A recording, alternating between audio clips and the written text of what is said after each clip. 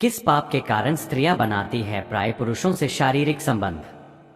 मित्रों, एक समय की बात है जब भगवान शिव माता पार्वती के साथ कैलाश पर्वत पर विश्राम कर रहे थे। तभी देवर्षि नारद कैलाश में आते हैं और मां पार्वती और शिव जी को प्रणाम करते हुए कहते हैं, हे प्रभु, आपकी सदा ही जय हो। आप ही आदि और अनंत है।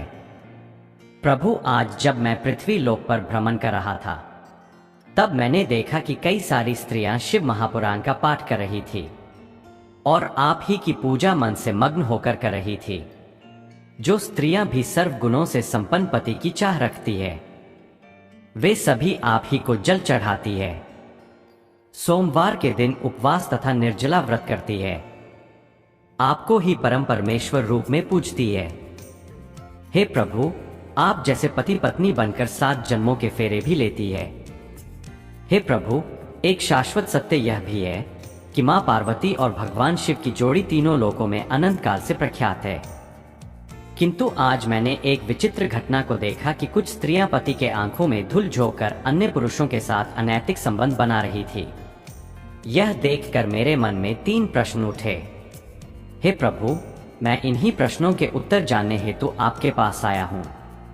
कृपा करके इस भक्त की आशंकाओं को दूर करें। दोस्तों, तब भगवान शिव कहते हैं, हे नारद मुनि, आप अपनी शंकाओं को निसंकोच होकर कहे। मैं अवश्य ही आपकी शंकाओं का निवारण करूंगा। तब देवर्षि नारद कहते हैं, हे प्रभु, मेरा पहला प्रश्न है, किस श्राप के कारण स्त्रियां पराये पुरुषों के साथ संबंध बनाती है? दूसरा प्रश्न है कि पति से धोखा करने वाली स्त्री के साथ क्या होता है? और तीसरा प्रश्न है, पति के अलावा अन्य पुरुष के साथ संबंध बनाने से स्त्री को कौन सा पाप लगता है? दोस्तों, तब भगवान शिव कहते हैं, हे नारद मुनि, आपने समस्त नारी जाति के कल्याण हेतु महत्वपूर्ण प्रश्न किए हैं। इन सारे प्रश्नों के उत्तर मैं आपको एक कथा के माध्यम से देता हूं। आप इसे ध्यान से सुने। दोस्तों, जो भी स्त्री या पुरुष इस कथा को ध्यान से पूरा सुनता है उसकी सारी मनोकामनाएं पूरी हो जाती है तथा उसे मनचाहा जीवन साथी मिल जाता है। जो कोई इस कथा का प्रसार करता है उन पर मेरी कृपा दृष्टि सदैव बनी रहती है। तब देवर्षि नारद कहते हैं, हे प्रभु, मैं इस कथा को पूरा ध्यान से सुनूंगा और इसका प्रसार भी करूंगा। कृपा करें और इस भक्त की जिज्ञासा को शांत करें। मित्रों, तब भगवान शिव कहते हैं, हे नारद मुनि, एक समय की बात है। ब्रह्मा जी ने जब सृष्टि निर्माण का कार्य शुरू किया था तब स्त्री की रचना करने में उन्हें कई वर्षों तक अभ्यास करके हर अंग और उसके अंदर गुणों की रचना करनी पड़ी। उसके मन को अति जटिल प्रकार से निर्माण किया गया, इसलिए स्त्री के मन को समझ पाना बहुत कठिन होता है। उसके अंदर सौम्यता और निष्ठुर दोनों गुणों को डाल दिया था। उसी प्रकार से उन्होंने स्वयं के शरीर से एक कन्या भी उत्पन्न की थी जिसका नाम अहिल्या था। यह वही कन्या है जिसको मिले श्राप के कारण आज कई सारी स्त्रियां पराये पुरुषों के साथ अनैतिक संबंध बना रही है। इसी अहिल्या की कथा से आपको सारे प्रश्नों के उत्तर मिल जाएंगे।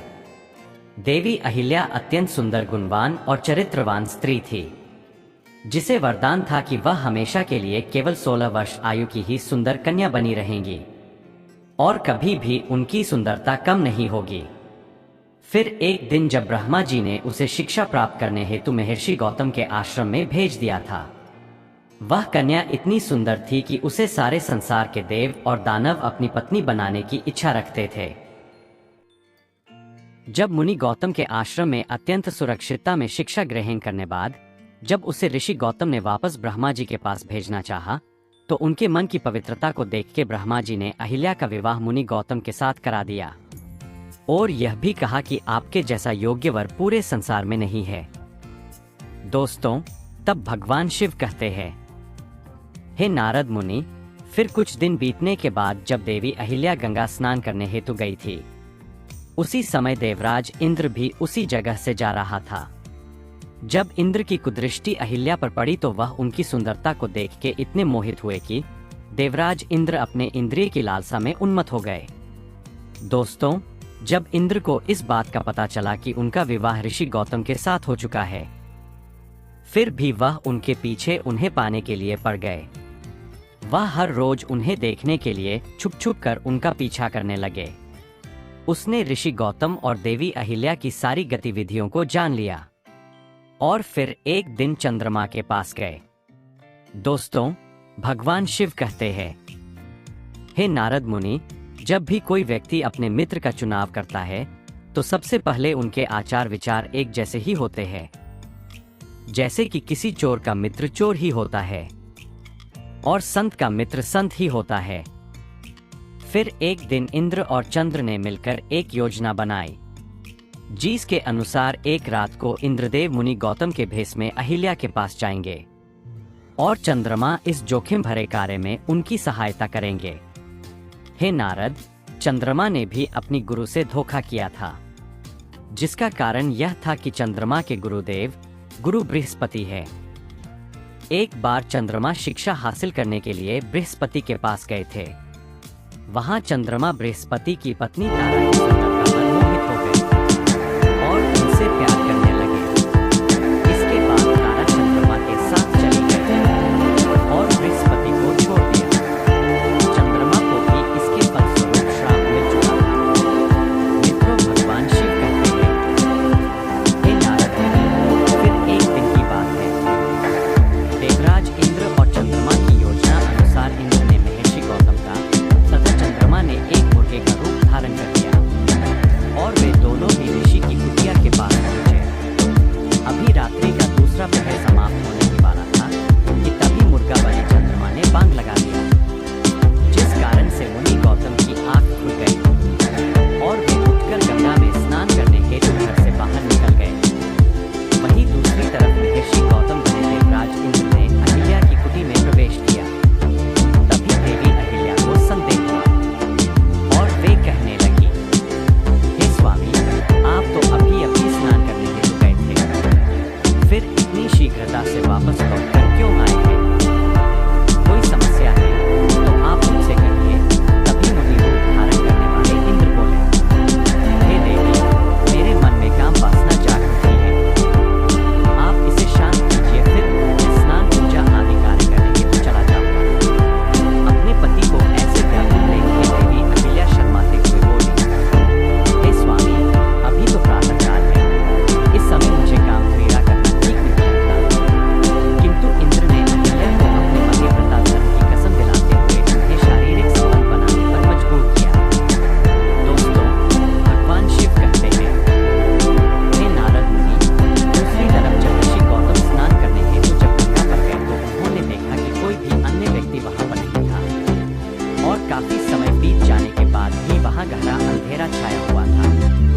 उन्हें जब किसी अनहोनी का आभास हुआ तब वे शीघ्रता से अपने घर वापस आए और उसने देखा कि कोई अन्य व्यक्ति उनके जैसा भेष बनाकर उनकी ही पत्नी के साथ भोग विलास कर रहा है।